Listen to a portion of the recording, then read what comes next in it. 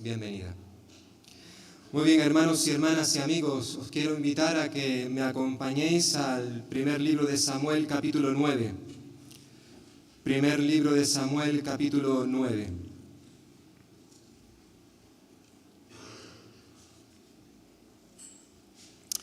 En esta mañana vamos a estar viendo los capítulos 9 y 10, aunque no los vamos a leer completos. En esta mañana sí os pediría, yo sé que ya algunos lo hacéis, que soléis ir leyendo los capítulos antes de venir aquí, pues que lo podáis hacer en casa, los leáis completos, pero en esta mañana solo vamos a leer algunos versículos de estos capítulos. Y vamos a leer capítulo 9, versículo 1, dice así: Había un hombre de Benjamín, hombre valeroso, el cual se llamaba Cis, hijo de Abiel, hijo de Seror, hijo de Becorat, hijo de Afía, hijo de un benjaminita. Tenía él un hijo que se llamaba Saúl, joven y hermoso. Entre los hijos de Israel no había otro más hermoso que él. De hombros arriba sobrepasaba a cualquiera del pueblo.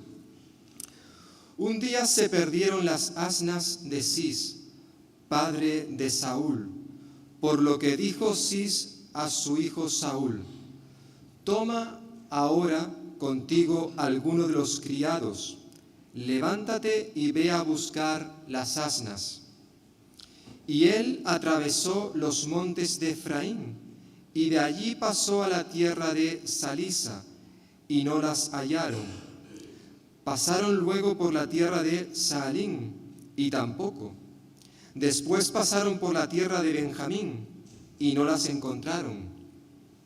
Cuando vinieron a la tierra de Suf, Saúl dijo al criado que tenía consigo: Ven, volvámonos, porque quizás mi padre haya olvidado la preocupación por las asnas y esté intranquilo por nosotros. Él le respondió: En esta ciudad hay un varón de Dios. Es un hombre muy respetado. Todo lo que él dice acontece sin falta. Vamos, pues, allá. Quizás nos dará algún indicio acerca del objeto por el cual emprendimos nuestro camino. Respondió Saúl a su criado: Vamos ahora. Pero, ¿qué llevaremos a ese hombre? Porque el pan de nuestras alforjas se ha acabado, y no tenemos que ofrecerle al varón de Dios. ¿Qué le podemos dar? Evidentemente, hago aquí un inciso, ese varón de Dios era el profeta Samuel. Ahora vamos al versículo 15. Un día antes de la llegada de Saúl, Jehová había hecho a Samuel esta revelación: Mañana a esta misma hora yo enviaré a ti un hombre de la tierra de Benjamín, al cual ungirás como príncipe sobre mi pueblo Israel. Él salvará a mi pueblo de manos de los filisteos, porque yo he visto la aflicción de mi pueblo, y su clamor ha llegado hasta mí. Cuando Samuel vio a Saúl, Jehová le dijo: Este es el hombre del cual te hablé, él gobernará a mi pueblo. Versículo 20. Entonces Samuel tomó a Saúl y a su criado, los introdujo a la sala y les dio un lugar a la cabecera de los convidados, que eran unos 30 hombres. Después dijo Samuel al cocinero: Trae acá la porción que te di, la que te dije que guardaras aparte. Entonces alzó el cocinero una espaldilla, como con la que estaba sobre la mesa, y la puso delante de Saúl. Y Samuel dijo: Aquí tienes lo que estaba reservado, ponlo delante de ti y come, porque para esta ocasión se te guardó, cuando dije: yo he convidado al pueblo. Saúl comió aquel día con Samuel. Capítulo 10, versículo 1. Tomó entonces Samuel un frasco de aceite, la derramó sobre su cabeza, sobre la cabeza de Saúl, lo besó y le dijo: ¿te ha ungido Jehová por príncipe sobre su pueblo Israel? Hoy, después que te hayas apartado de mí, hallarás 2 hombres junto al sepulcro de Raquel en Selsa, en el territorio de Benjamín, los cuales te dirán: las asnas que habías ido a buscar se han hallado. Tu padre ha dejado ya de inquietarse por las asnas y está afligido por vosotros. Y dice: ¿qué haré acerca de mi hijo? Más adelante, cuando llegues a la encina de Tabor, te saldrán al encuentro 3 hombres que suben a Dios en Betel, llevando uno 3 cabritos, otro 3 tortas de pan, y el tercero una vasija de vino. Luego que te hayan saludado, te darán 2 panes que tú tomarás de su mano. Después de esto llegarás al collado de Dios, donde está la guarnición de los filisteos, y cuando entres en la ciudad encontrarás una compañía de profetas que descienden del lugar alto, presididos de salterio, pandero, flauta y arpa, y ellos profetizando.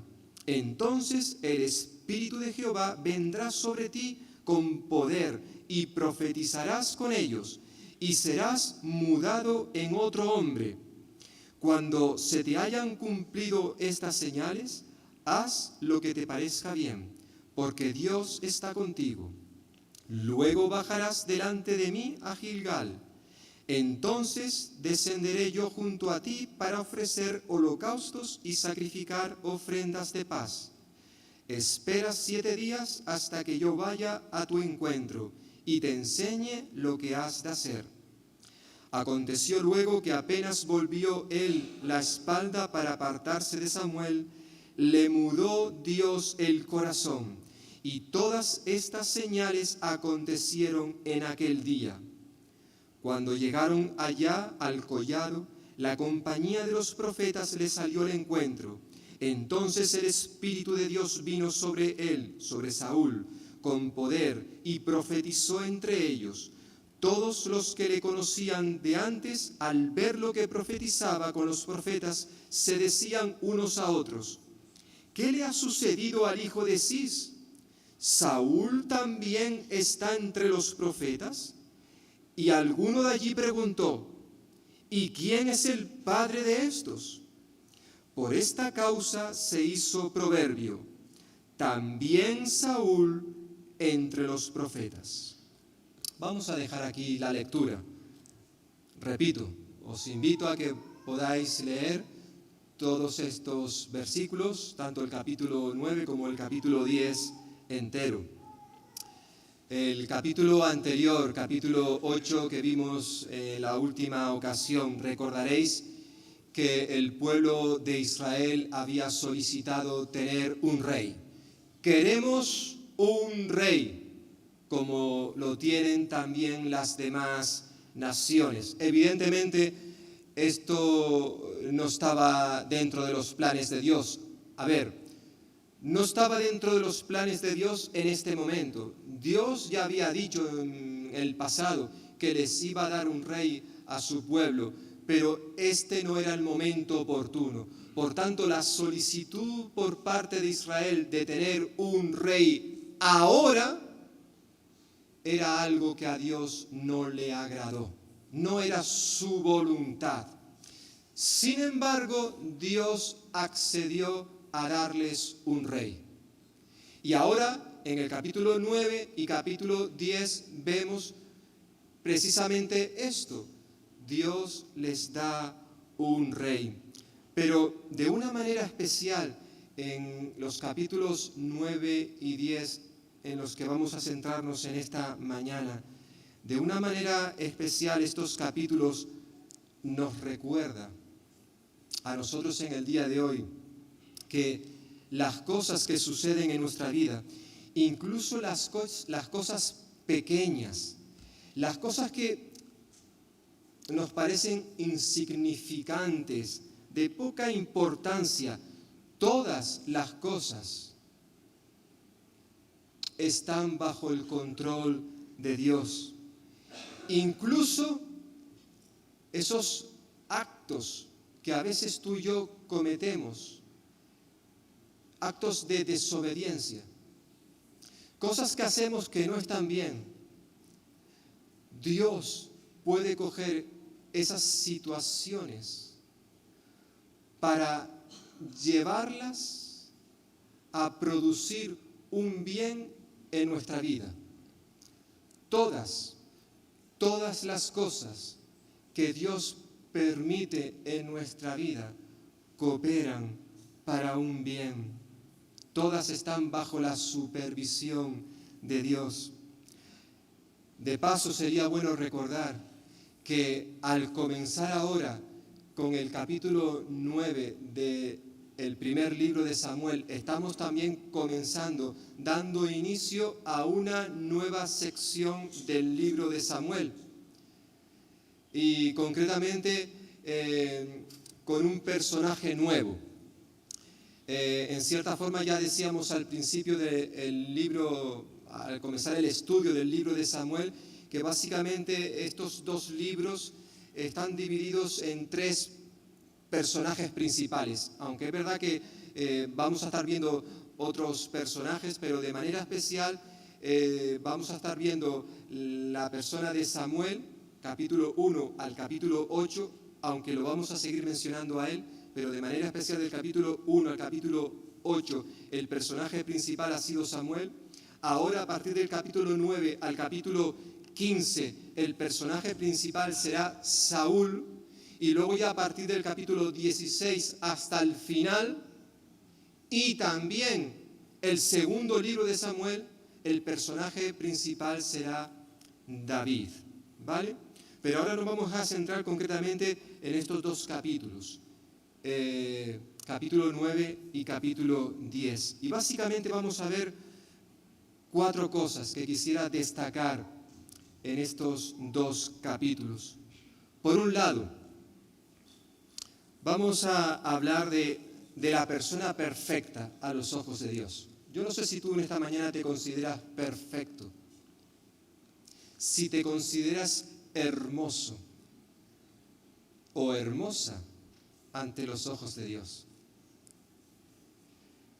Como hemos dicho, Israel quería un rey y Saúl va a ser el primero de una serie de monarcas que va a asumir esa responsabilidad dentro de la nación israelita. Y los primeros versículos que acabamos de leer en capítulo 9 nos da información acerca de la familia de Saúl. Y al parecer Saúl venía de una familia adinerada. Él pertenecía a la tribu también de Benjamín. Y si hay algo que destaca el autor de este libro acerca de Saúl, es que era una persona que tenía un aspecto físico impresionante. El relato bíblico lo describe como un hombre joven, nos dice versículo 2, es decir, estaba en la plenitud de la vida. Cuando dice joven no quiere decir que fuera un jovencito, por lo que se nos va a decir más adelante, él estaba casado y tenía al menos un hijo, ¿vale? Por tanto, cuando se nos habla de que era un hombre joven, quiere decir que estaba en la plenitud de la vida, y sobre todo se destaca de él que era guapísimo, era muy guapo, era muy hermoso. En Israel, según el texto, no había un hombre más guapo que él. Y además, de su hombro para arriba no había nadie que le superara. Por lo visto era un tío cacha, alto, No había nadie que le superara. Lo dice el versículo 2 y luego nos lo va a recordar un poquito más adelante. En cierta forma, Saúl era el candidato perfecto, idóneo para ser el rey de Israel. Tenía las cualidades exteriores necesarias para aprobar las oposiciones a ser rey. Al menos esto es lo que se deduce del texto. Cualidades exteriores. Pero no se nos dice nada acerca de sus cualidades interiores. Nada de eso. Sabemos cómo era físicamente, pero no sabemos cómo era espiritual o moralmente. No sabemos si era una persona sabia, si era prudente, inteligente, si era paciente, si era ecuánime o si era humilde. Él iba a asumir la responsabilidad nada más y nada menos de ser rey de una nación. ¿Era una persona social o antisocial? ¿Era una persona que trataba bien a su esposa, cuidaba de su familia? ¿O por el contrario, era un hombre que tenía a su familia abandonada, por ejemplo? No lo sabemos. Tristemente, hoy vivimos en una sociedad donde se le da mucha importancia a lo exterior, a lo físico, a nuestra imagen. Sobre todo si los jóvenes, y los que tampoco sois muy jóvenes, que os movéis mucho en el mundo de las redes sociales, que tenéis vuestro perfil, ya sea en el WhatsApp, Instagram, Facebook.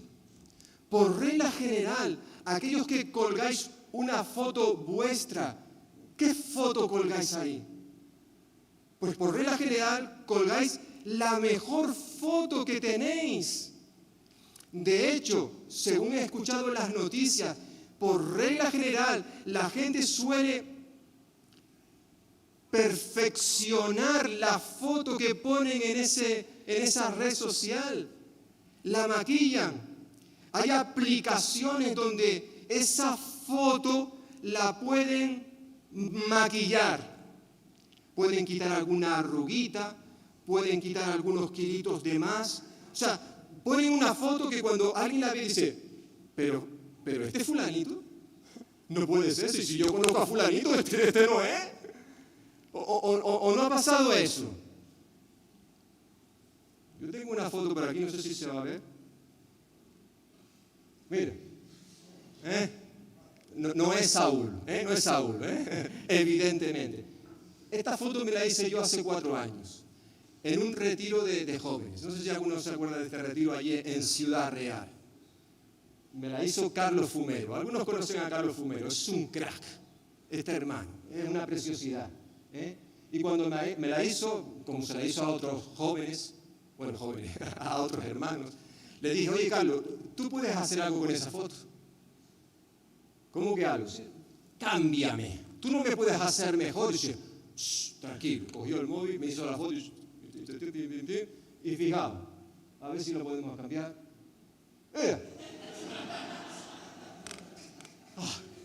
Qué maravilloso es este hermano.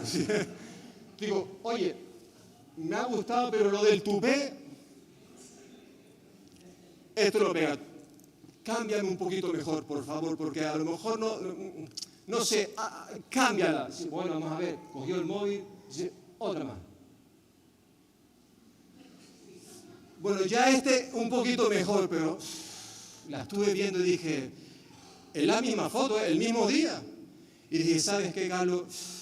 Yo como el del chiste, que me quede como estoy. Y al final, ¿sabes qué? Volví a ser yo. volví a ser yo. Yo no sé si tú estás contento con quién eres. Yo no sé si a ti te gustaría ser más guapo o más alto. Bueno, cuando digo te gustaría ser más guapo, a lo mejor hay que quitar la palabra más. Porque si digo más guapo ya estoy dando a entender que eres guapo o guapa.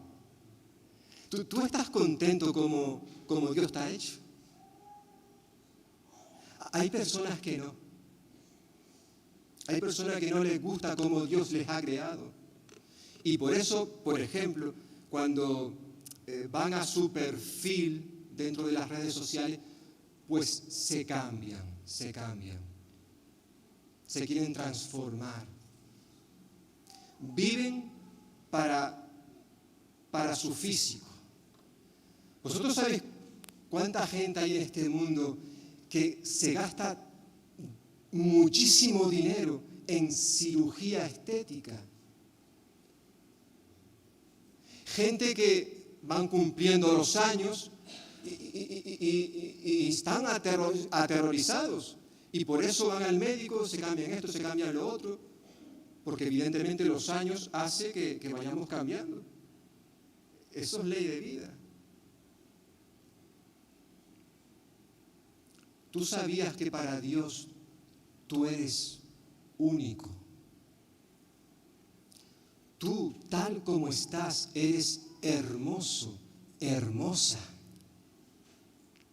¿Tú sabías que tú y yo somos únicos? O sea, ese que está ahí, es verdad que ahora soy 4 años más viejo, pero como ese hombre, como este, no hay otra persona en el mundo como yo.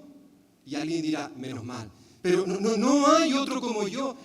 A lo largo de la historia de la humanidad nunca ha habido otro como yo, pero además es que como tú nunca ha sido otro creado como tú, hermano, hermana. Somos únicos. Sin embargo, hay gente en este mundo que quiere parecerse a otro o a otra. Y a lo mejor tú eres uno de esos, que te quieres parecer a fulanito o a menganita. ¿Por qué? Si tú eres único. Y ante los ojos de Dios tú eres perfecto. Fíjate tú, el Dios que te creó, el Dios que ha creado este mundo, cuando te creó a ti y me creó a mí, nos creó a su imagen y semejanza. Cuando Dios creó a un perro, a un gato, no los creó a su imagen y semejanza. Pero a ti y a mí, sí. Es verdad, cierto, que esa imagen y semejanza que tú y yo tenemos a Dios está deformada, manchada por causa del pecado. Pero seguimos teniendo la imagen y semejanza de Dios. Incluso los que no son creyentes, los pecadores, aquellos que no tienen a Cristo Jesús en sus vidas. Bueno, tú y yo también somos pecadores, redimidos por la sangre de Cristo, pero seguimos siendo pecadores. Todos estamos hechos a la imagen y semejanza de Dios. Y todos, por ser creados por Él, somos hermosos. Sí, querido hermano, querida hermana, amigo, amiga, que estás aquí o que me puedas ver más adelante. Tú y yo somos preciosos, bellos, delante del Señor. Qué triste cuando tú y yo no nos consideramos así. Cuando consideramos que Dios se equivocó al desarrollarnos, al crearnos con esta cara, con este cuerpo.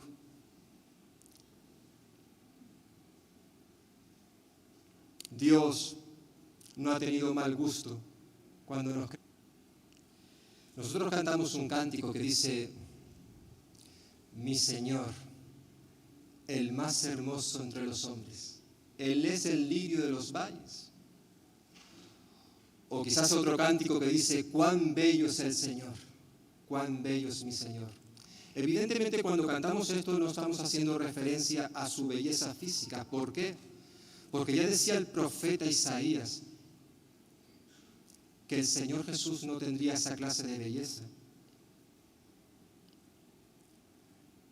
Él decía que el Mesías que habría de venir, no habría en él una belleza ni majestad alguna, que su aspecto no sería atractivo,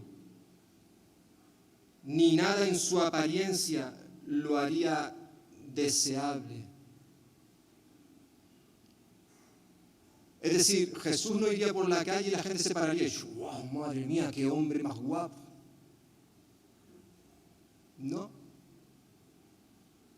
No era necesario. Que no quiere decir que pueda haber entre nosotros personas físicamente atractivas.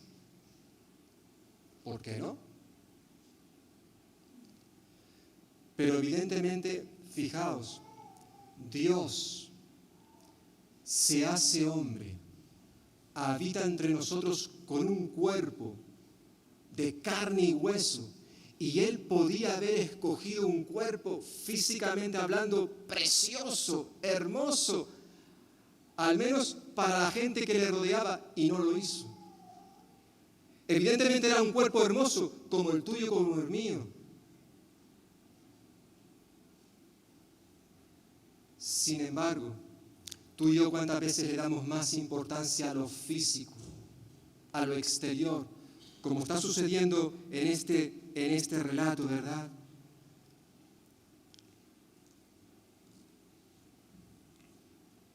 Y no le damos la importancia a las cosas a las cuales el Señor por sí se las da.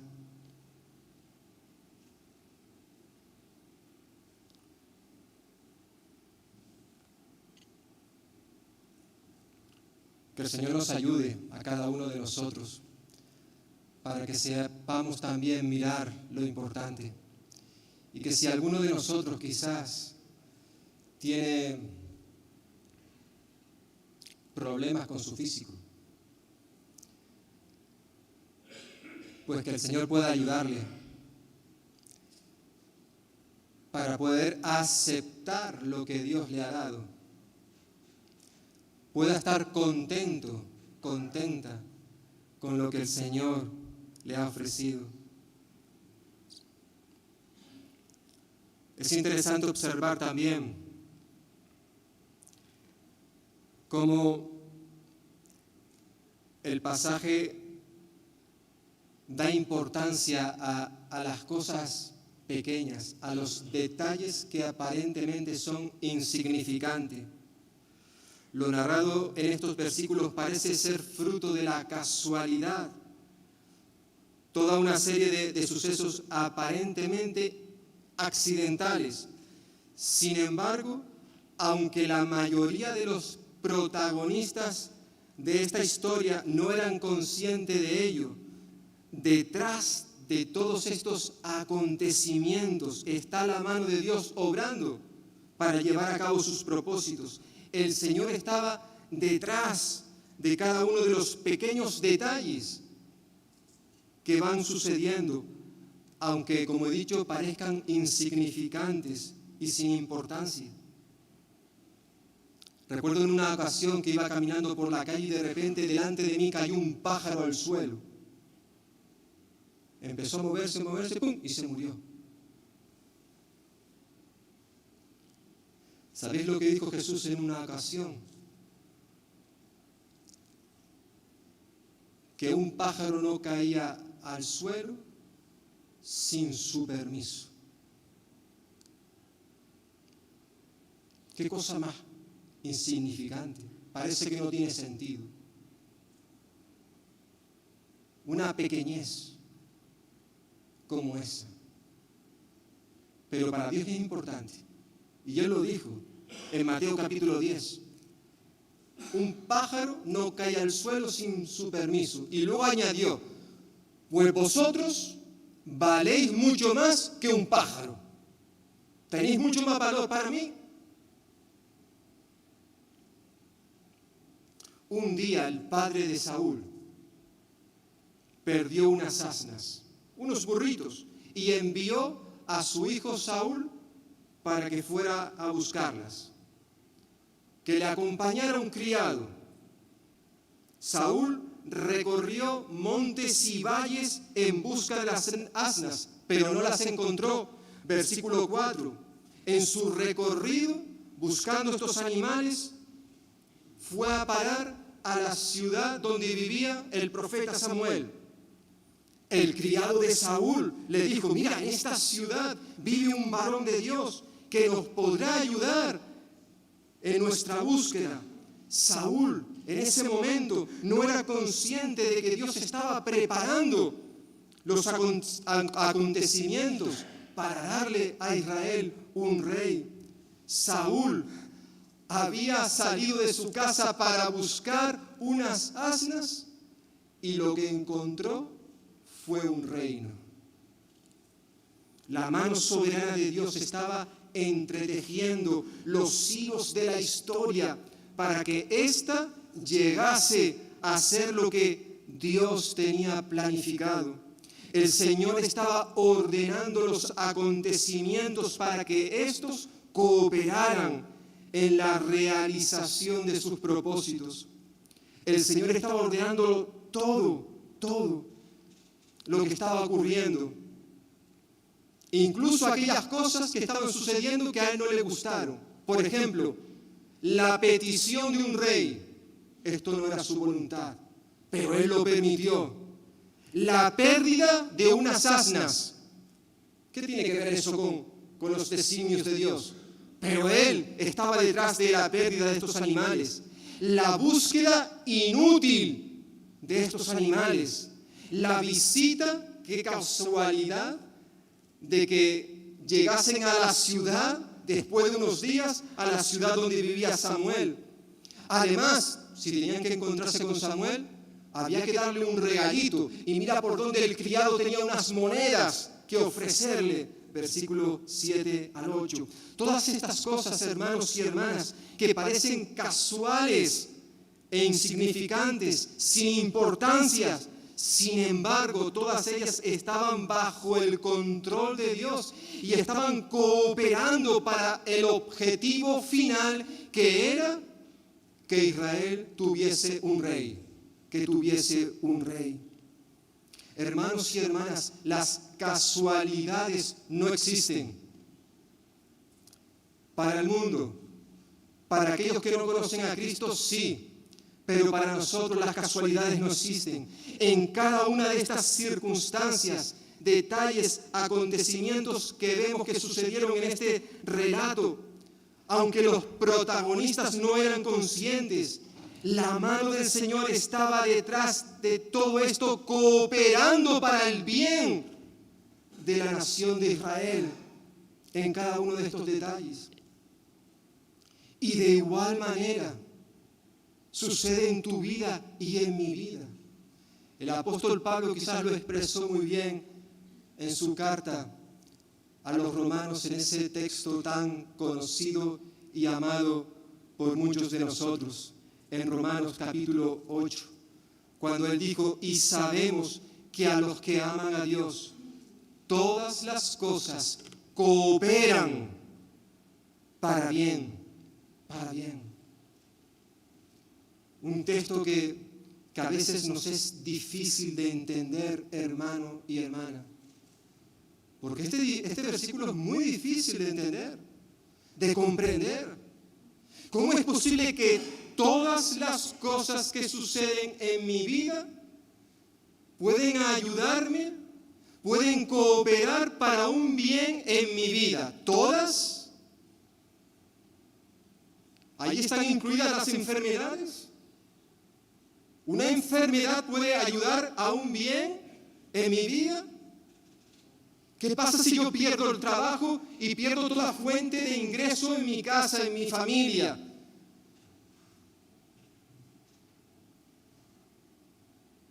Y la cuenta corriente se queda a cero. ¿Eso puede ayudarme a un bien?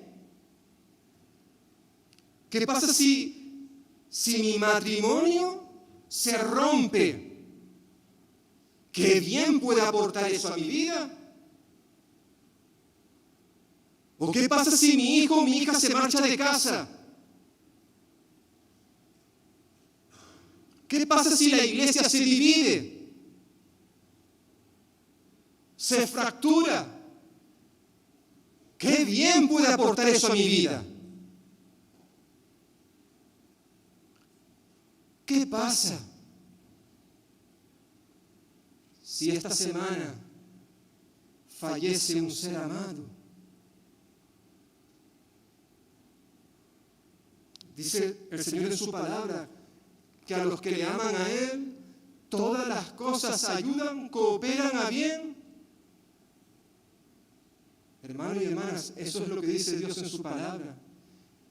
Y también su palabra nos dice que Él no miente. Él no miente. Y aunque es cierto que a veces no entendemos cómo es posible que ciertas cosas que vienen a nuestra vida pueden cooperar para un bien a nuestra vida, lo cierto es que si el Señor lo dice, es porque eso será cierto. Será cierto. Dios tiene un propósito, hermano y hermana, en todo lo que Él permita a sus hijos. A veces no lo entendemos. Lo que es cierto es que Él está llevando sus planes de redención en este mundo y te está utilizando a ti y a mí en esos planes. Quizás cuando aquella hermanita, aquella jovencita, cogió a su hermanito, lo puso en un cesto para proteger su vida y lo puso en el río a ver lo que sucedía. Ella no tenía ni idea de lo que iba a suceder, evidentemente. Tampoco la hija del rey, aquella chica cuando se fue a bañar al río, tampoco sabía que aquella mañana se iba a encontrar con un bebé en una cesta. Y luego lo cogería y se lo llevaría a su casa y lo criaría. Y aquel niño se convertiría en un príncipe. ¿Quién iba a saberlo? Nadie. Bueno, nadie. En la providencia de Dios, Él estaba guiando de tal manera los acontecimientos de la historia para proteger a aquel bebé, para que luego aquel bebé, cuando se convirtiera en un hombre, guiara a su pueblo para sacarlo de la esclavitud de Egipto y liberarlo y llevarlo a la tierra prometida. ¿Quién se lo iba a imaginar? Y a saber lo que Dios tiene planificado contigo y conmigo. Lo cierto es que no sabemos, hermanos y hermanas, los planes de Dios. Pero lo que sí sabemos es que Él está llevándolos a cabo.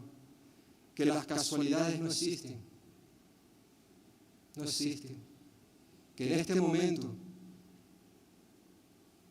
Dios quiere usarte a ti y a mí. Yo no sé lo que ha ocurrido en esta semana. ¿Qué es lo que ha pasado en tu vida o en mi vida? Bueno, en mi vida sé lo que ha pasado. Pero créeme,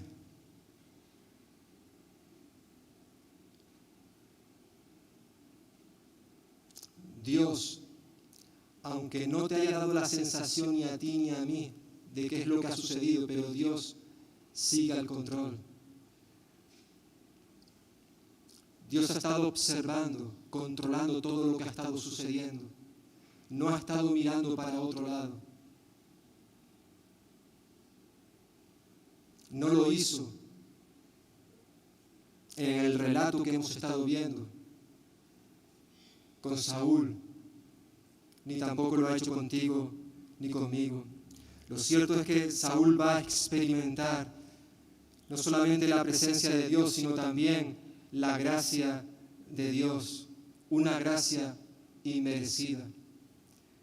En los versículos 20 al 27 se nos dice que él va a tener un encuentro con Samuel, un encuentro inesperado.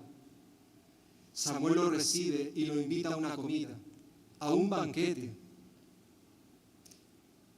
Pero no un banquete cualquiera, Samuel lo hace sentar en la cabecera de esa comida, de esa mesa. Le da una porción especial. Saúl no podía entender cómo era posible que una persona como él, insignificante, lo pudieran tratar con tanto honor. Él solo había venido allí buscando las asnas que había perdido su padre. Y en vez de encontrar unas asnas, encuentra un reino.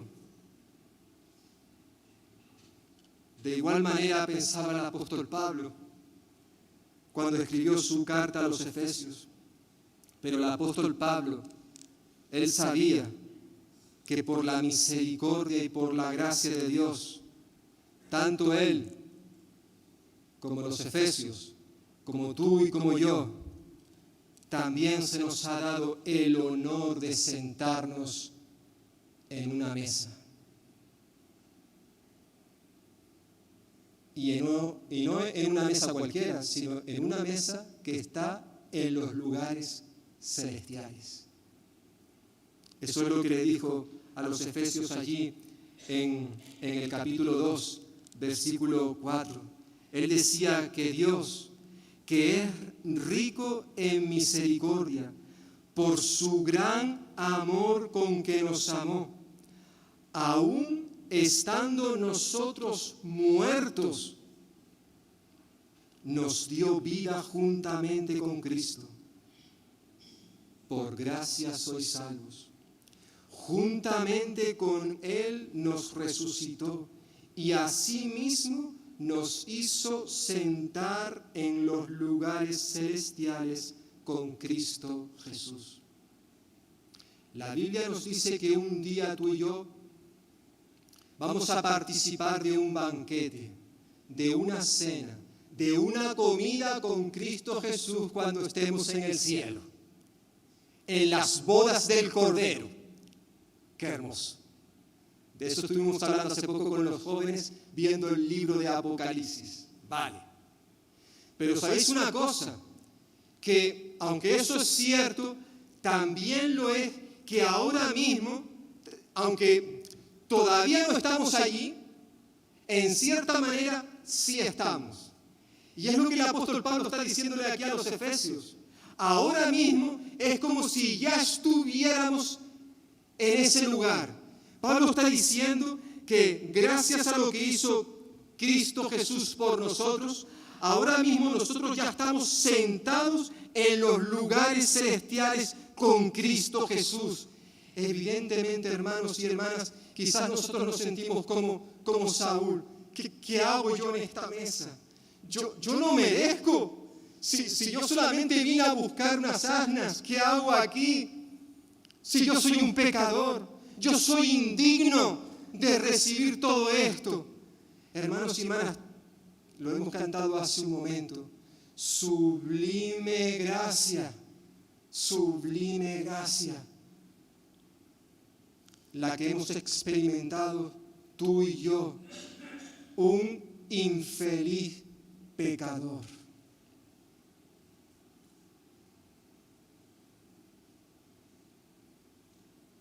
La gracia de Dios, como recordaba ayer a los jóvenes, es un regalo que recibimos de parte de Dios sin merecerlo. Nosotros no merecemos, hermanos, la salvación. No la merecemos. Pero aunque no la merecemos, por su gracia, Dios nos la ofrece. Es lo que Pablo está diciendo, mira, que Dios, que es rico en misericordia, por su gran amor con que nos amó, aún estando nosotros muertos en pecado. ¿Por qué? Porque la paga del pecado es la muerte. Diría el apóstol Pablo a los romanos, la paga del pecado es la muerte. Por tu pecado y por mi pecado merecemos la muerte. Y todos nosotros somos pecadores, todos. Merecemos la muerte. estando muertos en nuestros pecados, Dios nos dio vida juntamente con Cristo. ¿Por qué? Porque por gracia somos salvos, no por obras. Ninguno de los que estamos aquí, que somos salvos, hemos sido salvos por obras, sino por la gracia de Dios. Y juntamente con Él, con Cristo, nos resucitó. Asimismo, nos hizo sentar en los lugares celestiales con Cristo Jesús. Esta es la maravillosa gracia de Dios para con nosotros. Qué hermoso, ¿verdad? Poder recordar esto en esta mañana. La abundante gracia de Dios para contigo y para con nosotros. Y para conmigo, para con cada uno de los que estamos aquí en esta hora. Y todo gracias a lo que Jesús hizo por nosotros en la cruz. Gracias a que Él nos transformó, nos dio una nueva vida cuando cambió nuestro corazón. Que esto en cierta forma fue lo que ocurrió con Saúl, como nos dice en el siguiente capítulo. Ya en el versículo 1 se nos dice que Samuel ungió a Saúl con aceite. En los tiempos bíblicos, el ungimiento con aceite significaba consagrar o apartar a alguien para un servicio. Esto fue lo que hizo Samuel con Saúl, versículo 1. Y para que Samuel demostrase que realmente él tenía autoridad para hacer esto, le dijo a Saúl que se iba a realizar 3 señales para que se demostrara que esto había sido correcto, ¿no? Y las tenemos ahí en los siguientes versículos. Y una de las señales es que en Saúl se produciría un cambio de corazón. Fue lo que ocurrió. Versículo 9 se nos dice que Dios le mudó el corazón a Saúl. Y según he leído, esta frase en hebreo significa que Dios le cambió y le dio otro corazón a Saúl. Es decir, Saúl se convirtió en una nueva persona, Todos los que le habían conocido anteriormente, al verle ahora, se preguntaban, versículo 11, ¿qué le ha sucedido al hijo de Cis? Cis era el padre de Saúl. ¿También está entre los profetas? Es decir, a la gente le costaba creer que se hubiera realizado tal cambio en la vida de este joven, hasta el punto que luego se creó un proverbio popular que decía, versículo 12, también Saúl entre los profetas. Es decir, no entendemos cómo este joven, que lo conocemos de toda la vida, puede ahora hablar, comportarse, vivir de esta manera. No lo entendemos. ¿Cómo se ha convertido ahora en otra clase de persona? No lo entendemos. En cierta manera, lo que la gente está ahora mismo percibiendo, notando en Saúl, es lo mismo que sucedió en los tiempos de Jesús. Cuando el Señor, después de llevar un tiempo en el ministerio que Él desarrolló, el ministerio terrenal, un día llegó a Nazaret, entre los suyos, donde Él se había criado. Y cuando llegó a su tierra, comenzó a enseñar a la gente en la sinagoga. Y la gente se preguntaba, ¿de dónde sacó tal sabiduría y tales poderes milagrosos? Se decían maravillados. Y luego se preguntaban, ¿no es acaso el hijo del carpintero de José? ¿No se llama su madre María? ¿Y no son sus hermanos Jacobo, José, Simón y Judas? ¿No están con nosotros todas sus hermanas? Al parecer Jesús tuvo varias hermanas. Así que ¿de dónde sacó todas estas cosas? Y nos dice el texto bíblico, y se escandalizaban a causa de él. Pero Jesús les dijo, en todas partes se honra a un profeta, menos en su tierra y en su propia casa. Es decir, cuando Jesús enseñaba en su propia tierra, la gente se molestaba, se escandalizaban, porque claro, le conocían de toda la vida, desde que era un niño. Y ahora, claro, viene enseñando, haciendo milagros. Y claro, no la aceptaban. No creían que él fuera una persona especial. Y en cierta forma fue algo parecido a lo que sucedió con Saúl. ¿No es este el hijo de Cis? Ahora está profetizando, porque fue lo que ocurrió unos versículos antes. Nos dice que Saúl empezó a profetizar.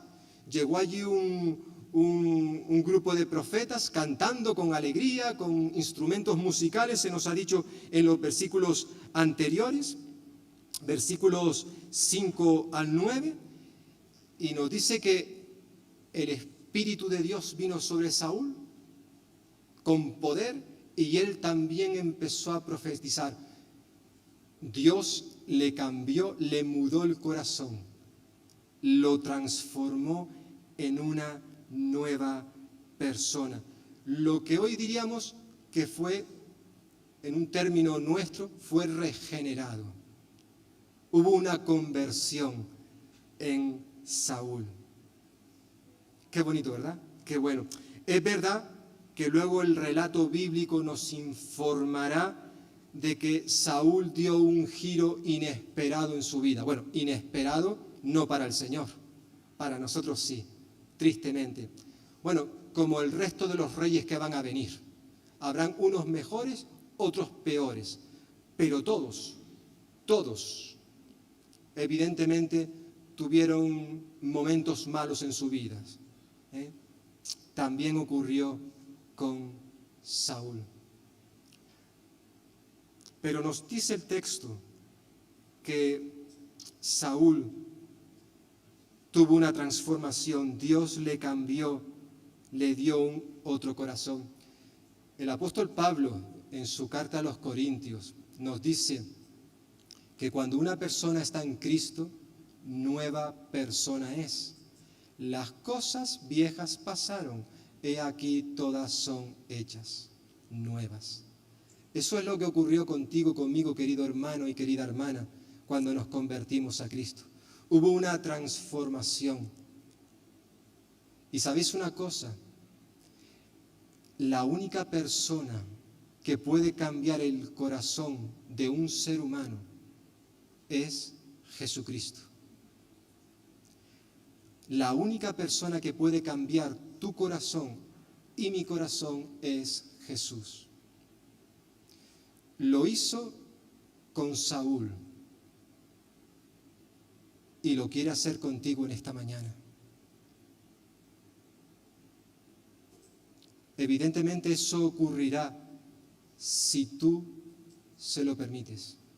Yo sé y doy gracias al Señor que la mayoría de los que estamos aquí en esta hora hemos sido transformados, hemos sido cambiados por la obra del Espíritu Santo en nosotros. Porque le hemos pedido al Señor Jesús que lo hiciera. Pero también sé que hay algunos de vosotros, de vosotras, que aún no le habéis permitido a Jesucristo que Él haga esa obra en ti. Y hoy, querido amigo, querida amiga, que estás aquí o que me puedas estar escuchando más adelante, hoy Jesús quiere cambiar tu corazón. ¿Se lo vas a permitir? ¿Le vas a decir a Él que Él haga esa obra? Como he dicho al principio, Dios está al control de nuestras vidas. Y las cosas que nos suceden no son porque sí, porque sí. Tú hoy estás aquí y no es por casualidad. Dios te ha traído con un propósito. Dios te ofrece hoy la oportunidad de que tú te acerques a Él para pedirle perdón por tus pecados, si aún no te has entregado a Él. Pero a lo mejor ya eres de Cristo, ya eres del Señor, pero hay cosas en tu vida que necesitan un cambio, una transformación. A lo mejor estás a punto de tomar una decisión en tu vida, una decisión importante, pero le estás dando la espalda al Señor. Vas a tomar una decisión, pero no quieres contar con Él. Y el Señor te invita en este día a que te pares un momento, a que medites antes de tomar esa decisión. Él quiere guiarte, Él quiere ayudarte a que tú puedas tomar la decisión sabiamente, pero contando con Él. Yo espero que el relato bíblico que hemos visto en esta mañana pueda servirnos a todos nosotros para que en esta semana que comenzamos podamos recordar que el Señor está a nuestro lado. Pase lo que pase, suceda lo que suceda, que podamos descansar en Él y recordar que Él sigue derramando su gracia sobre cada